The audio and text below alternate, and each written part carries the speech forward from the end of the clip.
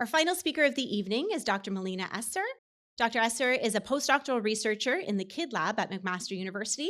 She holds a PhD in toxicology from the University of Saskatchewan and earned her master's degree in ecotoxicology in Germany in 2020. Milena's research focuses on how microbial communities, both environmental and host-associated, respond to human activities and how these changes influence ecosystem function, diversity, and antimicrobial resistance. However, it is not all microorganisms in research for this postdoc. Milena has an interesting hobby. She's obsessed with old cameras. Her and Ramis should talk, I think, maybe, huh? The oldest in her collection is over 70 years old and still going strong. Please welcome Dr. Milena Esser. Hi, welcome everyone. Really excited to be here and present with such an amazing group of presenters. My name is Milena, I'm an ecotoxicologist, so I study how pollutants affect environments. And right now, as part of my postdoctoral research, I'm working on an experiment that might actually be the biggest experiment I'll ever be part of, and that's what this talk is going to be about. But the story really starts here with every one of us. Every time we use disinfectant wipes, fabric softener, or shampoo, we're releasing something into the world called QACs, quaternary ammonium compounds. These compounds are the active ingredients in these products, and we talk hundreds of products. They go down the drain, they enter waterways, and still, we don't really know what happens once they end up there. And that's what we want to find out with this experiment. Now, this is where it gets interesting. So there's a picture of us on one of our research lakes in Northern Ontario, and if you look really closely, you can see a thin white line behind that boat, and that's QACs that we add to that lake in that exact moment, and that's the experiment. Now, some of you might be thinking, wait a minute, you're polluting a lake with QACs? Well, let me explain. So first of all, what are QACs? QACs is a large group of compounds, but to really show you how they work, let's focus on one example, benzalkonium chloride. It's one of the most widely used QACs and also the one that we use in our lake experiment. It has a permanent positive charge at its nitrogen atom, which is really the characteristic of QACs. This positive charge makes it attracted to the negatively charged surface of microbial cells.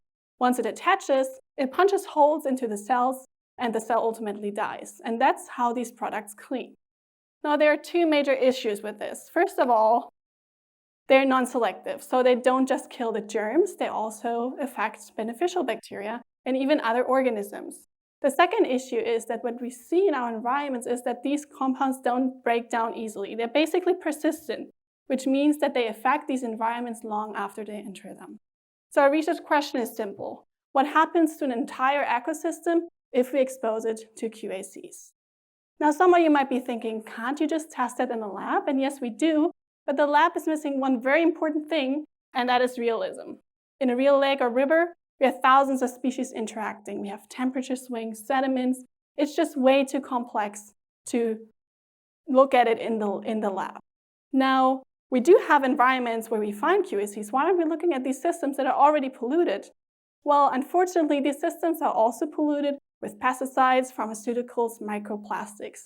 So it's basically impossible to isolate the effect of QACs.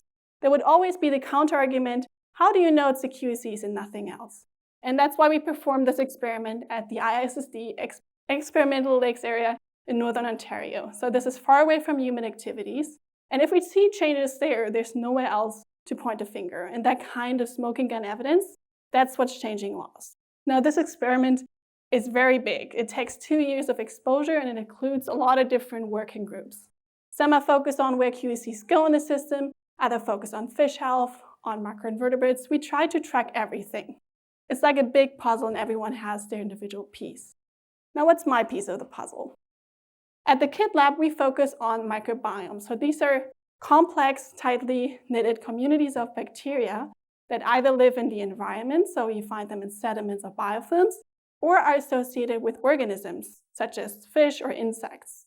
And these bacteria are really critical for these species. Without them, they can't survive, and the environment can't function.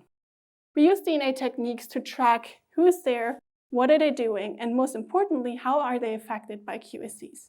And remember, QACs are designed to kill microbes.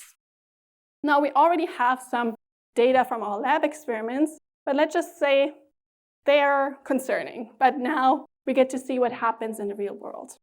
And the data we are collecting will help us make informed decisions how to regulate QACs and drive safer alternatives. Because right now, every time you reach for that disinfectant vibe, these compounds are affecting microbial communities in our environments.